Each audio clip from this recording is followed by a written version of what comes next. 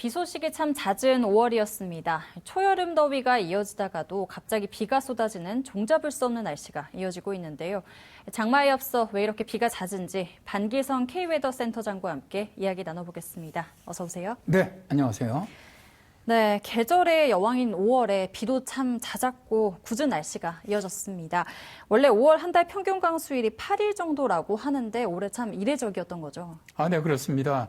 저희 예보관들도 5월에는 그렇게 힘들지가 않아요. 비도 네. 많이 오지 않고 상당히 날씨도 맑고 온화한데 올 봄 같은 경우는 5월 같은 경우는 완전히 굉장히 이례적으로 비가 많이 내렸죠. 네. 수도권 지역만 해도 평년으로 따지면 한 8.2일 정도 비가 내렸는데 올해는 오늘까지 16.3일입니다. 네. 거의 2배가 되고요.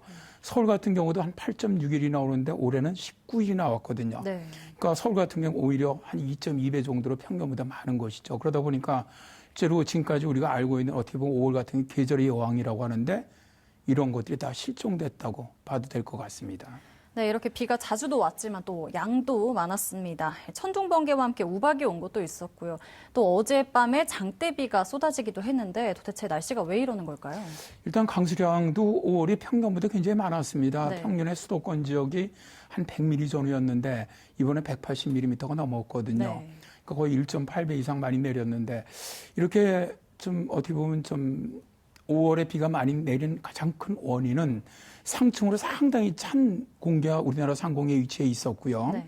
지상으로는 따뜻한 공기가 들어오다 보니까 우리나라 주변으로 굉장히 불안정한 대기가 만들어졌습니다. 그런 날들이 좀 많았고 이제 그러다 보니까 이 불안정해지면 해질수록 구름은 더 상층으로 발달하다 보니까 예를 들어서 이제 비가 오더라도 짧은 시간이지만 천둥번개를 동반하는 많은 강수가 동반한 것이죠. 네, 그런데 이렇게 특히 중부지방에 비가 많이 내린 이유가 또 있을까요? 저 대개 지금 계절 같은 경우는 이 남서쪽 중국 황암 쪽에서부터 우리나라로 대개 동진해 오는 저기압이 많은데 네. 그럴 경우는 한 4일 정도 한번 비가 옵니다. 그런데 네. 올해 5월 같은 경우 북쪽서부터 아주 짧은 단파형 그런 그 기압골이 계속 통과하고 있는 것이 왜 그러냐면은 시베리아 동쪽 우리로 말하면 저 북만주 쪽이죠. 동쪽으로 상층이 굉장히 강한 저기압이 위치하다 보니까 이 저기압이 약간씩 회전하면서 지상에서는 짧은 단파형 기압골이 한 하루에서 이틀 사이로 계속 통과해 나가는 겁니다. 네. 그러다 보니까 강수일수도 많고 강수량도 많고 또 그런 현상이 발생을 하는 것이죠. 네, 사실 이렇게 궂은 날씨를 제외하면 또 초여름 더위가 맹위를 떨치기도 했거든요. 이 초여름 더위와 잦은 비 연관이 있을까요? 완전 어떻게 보면 그 계절의 정상성이라든가 이런 것이 이제 사라진다는 생각을 합니다. 네. 그래서 사실 올해 5월 같은 경우 굉장히 기온 편차가 심한 달입니다. 그러니까 예를 들어서 지난주 일요일 23일 같은 경우는 기온이 거의 30도 이상 올라갔거든요. 동해안 같은 네. 경우도 많이 올라갔는데 그때 이제 굉장히 많은 글로 이제 놀러 가시는 분들도 굉장히 많았고 차가 밀리고 그랬는데 이렇게 기온이 높이 올라갔다가 또 뚝 떨어지면 굉장히 어떻게 보면 좀 차다고 느끼는 네. 최근에 낮 기온도 많이 평균 기온보다 한 5, 6도 이상 낮았거든요. 이런 기온의 진폭이 굉장히 변화가 심한 그런 달이었던 것 같습니다. 네. 네, 옆 나라들을 또 살펴보면 일본이 65년 만에 장마가 가장 일찍 시작됐다고 하고요. 또 중국 남부에는 벌써 장마 때문에 비가 20일 정도 연속 내린다고 합니다. 혹시 우리도 이 장마가 시작된 건 아닐까요?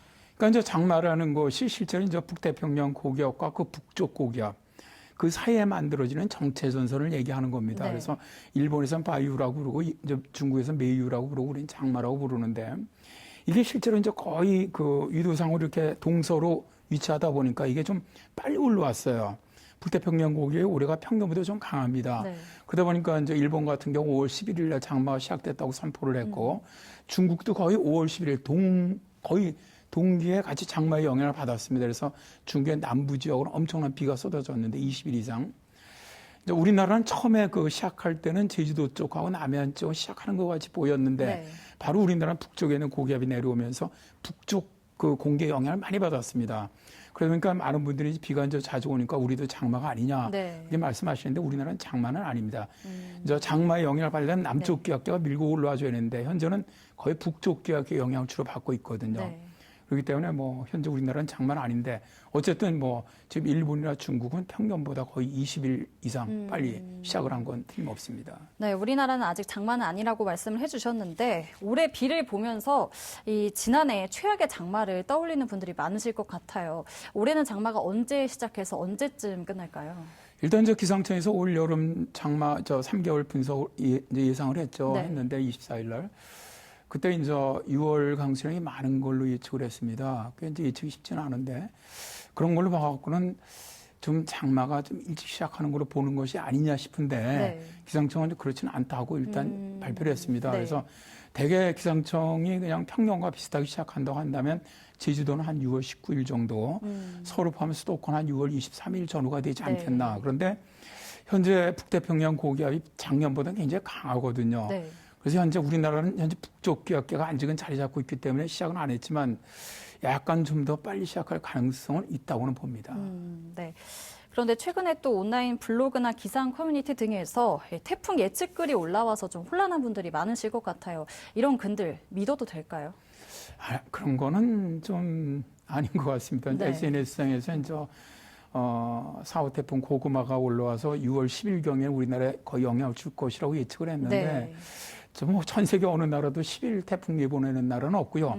이런 거는 이제 모델에선 10일 이상 우리가 볼 수가 있거든요. 네. 우리 기상청에서 그 공개하는 뭐 유엔 모델 같은 경우도 한 240시간 정도는 대개 예측을 해주니까 10일 후까지는 볼 수 있는데 이번 그 SNS에 올린 분은 아마 GFS 이제 모델이 여러 가지가 있습니다. 네. 미 해양대기청 모델인데 그쪽 모델을 좀 보시고 미리 좀 이슈를 갖다 선점하기 위해서 하는 게 아닌가 싶은데 태풍 같은 거는요 거의 기상청에 5일 이상 예보를 잘 해주고 있기 때문에 네. 뭐 그런 거 안 믿으셔도 될 것 같습니다. 그냥 대개 이제 우리나라 태풍 예보가 5일 이상이거든요. 그러니까 네.